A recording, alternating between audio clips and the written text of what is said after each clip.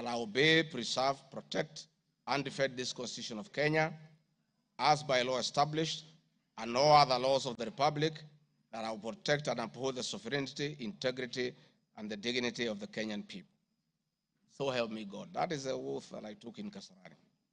Article 239, Article 3 of the Constitution provides that in performing their functions and accessing their powers, the national security organs and every member of the national security organ shall not act in a partisan manner, further in the interest of a political party or cause, or prejudice a political interest or political cause that is legitimate under this Constitution. Article 239, Sub-Article 5 of the Constitution provides the national security organs are subordinate to civilian authority. In relation to this allegation, I wish to state that the National Intelligence Service holds a very critical role in ensuring the safety and security of our country. They are responsible for gathering intelligence and share it with all our law enforcement agencies to ensure that the country is safe at all times. Consequently, when the country was caught flat-footed with regard to the scope and extent of the public's dissatisfaction with the Finance Bill 2024, which degenerated in a Gen Z protest, it pointed to the failure of the National Intelligence Service in carrying out its mandate. I am persuaded that the National Intelligence Service ought to have known beforehand that the public was completely opposed to the Finance Bill, and they ought to have briefed the President before the protest began, and this would have caused a change of tact by government regarding the proposed bill, and the protest which culminated in the loss of innocent lives and destruction of property would have been avoided. Hence, I expressed my opinion on this in my public media briefing in Mombasa, and my utterances were not any different from what happens in other countries when there is a lapse or failure by the intelligence agencies. The nation has witnessed unfortunate instances of several extrajudicial killings, abductions, and disappearances. I firmly believe that if the National Intelligence Service had acted diligently, these instances would not have been witnessed. Under the Constitution, the government agencies are supposed to be accountable to the Kenyan people, including the National Intelligence Service, and calling them out when a dereliction of duty does not amount to undermining them. I am also aware that the Kenya Kwanza government has been at the forefront in calling out officers who do not seem to understand their work. Recently, my boss, the President, publicly complained that there are some PSs and CSs who did not seem to understand their role. Please play for me video number 5, RG5. On President William Ruto has today described some members of his cabinet as utterly clueless and uninformed about the dockets they occupy. And in a sign of trouble for cabinet secretaries, the State House gates were shut for those who arrived late, with both President Ruto and his deputy Gachagua giving a sharp tongue lashing to the latecomers. And our Citizen TV's Timothai Goin reports the atmosphere at the State House, Nairobi, left little doubt on President Ruto's disappointment with a vast section of his 22-member cabinet.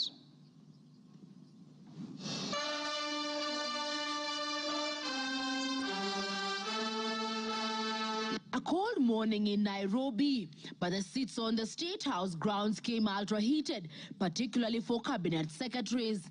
The cabinet members came here to sign performance contracts, but the oral appraisal of the day spurred anything between trouble and outright doom. If you cannot keep time with your employer, you have basically dismissed yourself. I mean, it's just as simple as that. So, for those who came late, who are members of the executive, I will be expecting a written explanation, and it should not include matters of traffic. Punctuality was at issue, with some cabinet secretaries being locked out of State House for lateness. And from the podium, the president and his senior lieutenants were unforgiving. Nimeona watu wale wamechelewa, nikaona rais unaniona ninamjua. Nikaona uso yake nikajua hapa kimeumana. Sababu leo ni siku ya performance contract. Ile siku muhimu sana ya kuja kuweka. Na wewe umefika pale, rais amekaa. Tayari amekaa na ndiye rais wa Jamhuri ya Kenya. Wewe umechelewa ukiwa kuona nani? Who else have you gone to see? One of the things we need to learn in our performance contract is to beat the traffic. For the 19 cabinet secretaries present, the atmosphere at State House progressed from bad to worse as President Ruto and his deputy Rigathi Gachagua issued a blistering assessment of the performance of the cabinet members. Many of you, the people I speak to, don't even know what is going on in your ministries or departments. You have very scanty information. The moment I know more than you in your ministry, then you must begin to understand that something is very wrong. How do you run a ministry or a department or a parastatal if you have no information? That is the highest level of incompetence. Those of us who came with the president from the political space and who are his friends, and we assisted him to become president. Once he gives us a job, that is the termination of that friendship. The friendship with the president will be based on nothing but performance. From travel habits to basic work ethic and even media appearances, it was a brutal ground zero appraisal for the cabinet. Why do you have to honor every invitation that you have been given to every country? Your Excellency, at times we have tried to hold cabinet committees, we can't. 5, 6, 7, 8 ministers are out of the country. Some change clothes at the airport from one country to another. That is the truth. Why can't you regulate yourself? If the president was to travel and honor every invitation, he will be out of this country the whole year. You just have to decide what is useful and other things you can leave to our ambassadors out of the country. So when you hear my deputy saying, find time, travel, but travel and see the people who have hired us, you know, go to different parts of Kenya so that you can get feedback from the public. We have done so much as an administration, but the information is not out there. Our ministers are quiet. They are called for TV interviews, they don't show up to say what they have done. And then the media have a field day because nobody talks for government. I would rather we spend more time explaining to the people of Kenya what we have done in our respective dockets as opposed to travel. And if we have to travel, let's travel up the country to where our Wananchi are and explain what we are doing. And I remember I called CS Chelugui. I didn't find him, so I called his PS and I found her and I explained to her, I told her, look, the public is not understanding this. Did I call you or not on Sunday? You know, I told you this is what the public is saying. Please do more sensitization on Hustler Fund Phase 2. With a very public expression of disappointment in his cabinet, President Ruto has triggered speculation on changes in government as his administration approaches the end of its first year in office. From punctuality to work ethic and general performance, the proverbial axe could well fall somewhere. With the performance contracts expected to foster a culture of high performance in the public service and also ensure that public resources are properly utilized, it is also set to offer a framework for President William Ruto to reward performers and also institute sanctions on non-performers. Chamutai Goin, Citizen TV. Mr. Speaker, President William Ruto, my boss, and I have been calling out senior government officials when they fall short of expectations. The Director General of the National Intelligence Service is no exception. He's not above the law. He's accountable to the people of Kenya for his performance. And I have had an argument that we should not call out those in the security sector. I would like you to play the next video. We have the most incompetent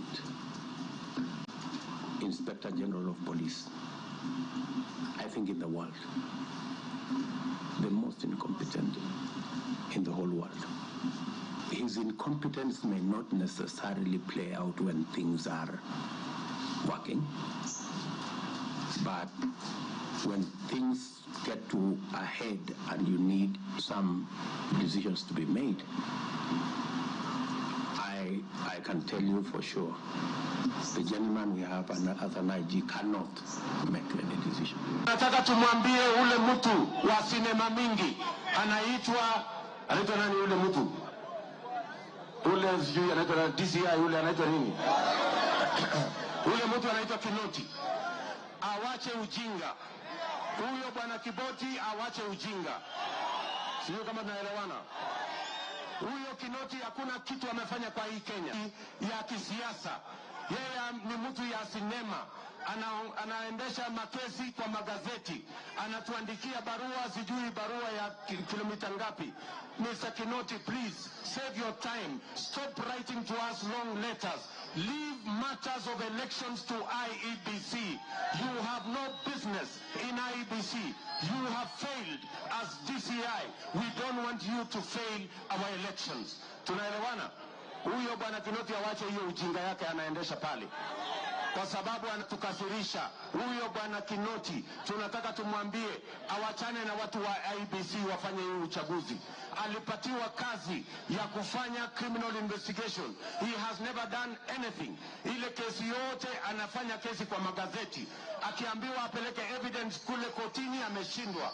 So bwana Kinoti, wacha sinema. You have failed and wait for August so that you can. Honorable members, that was President William Ruto as Deputy President criticizing IG Mutiabai, DCI Kinoti. Regarding Gachagua has learned his job from his boss, that public officers must be called to order when they fell short of expectation.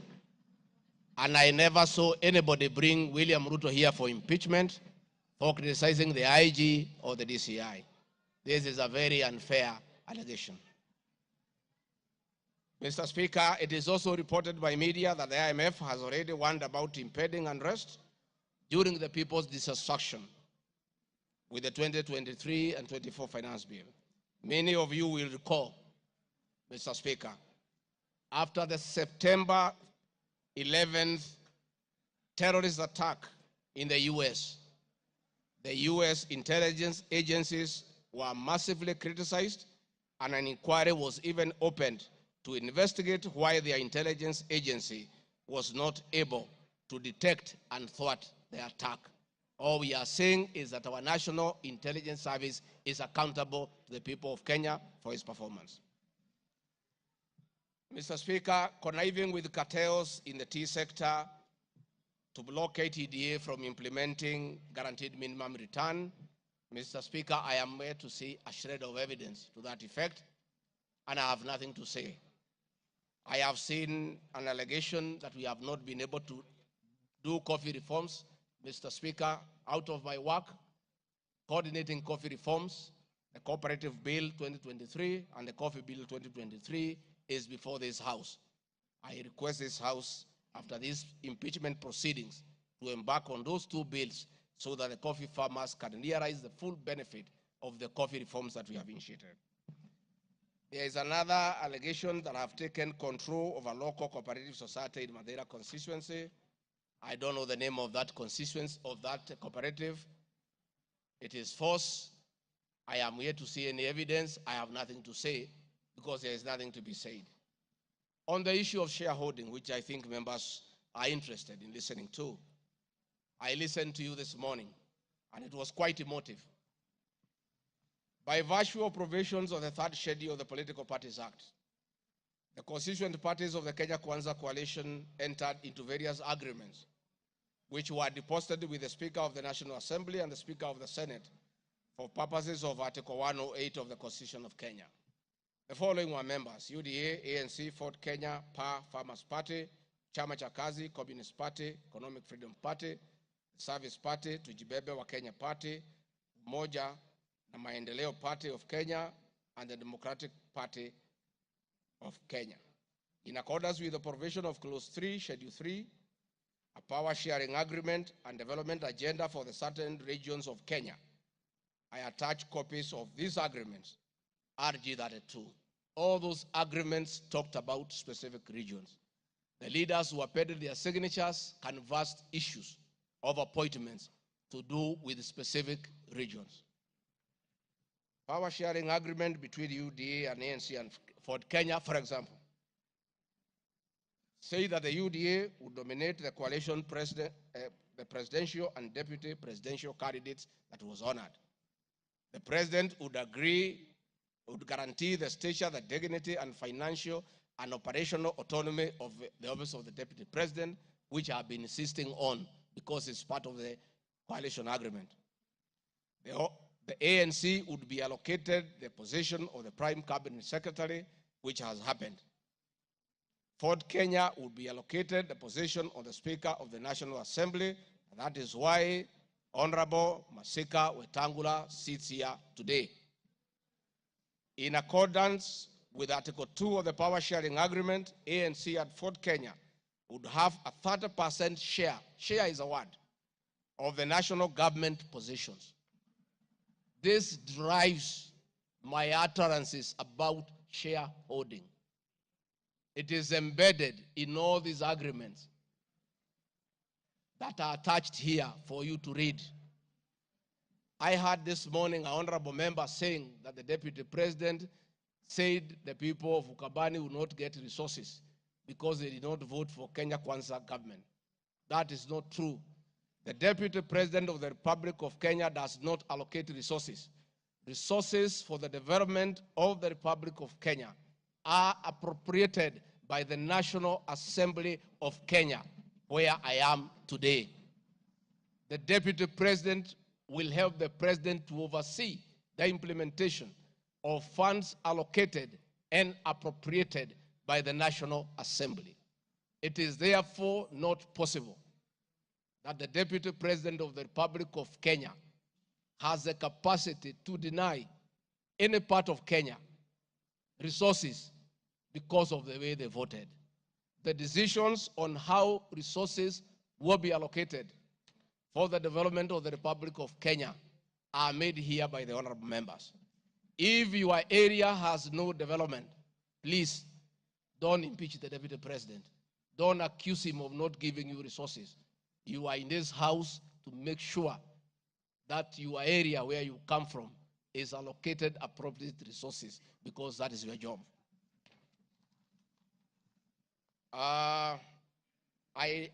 The agreements are attached, therefore I don't want to go into them.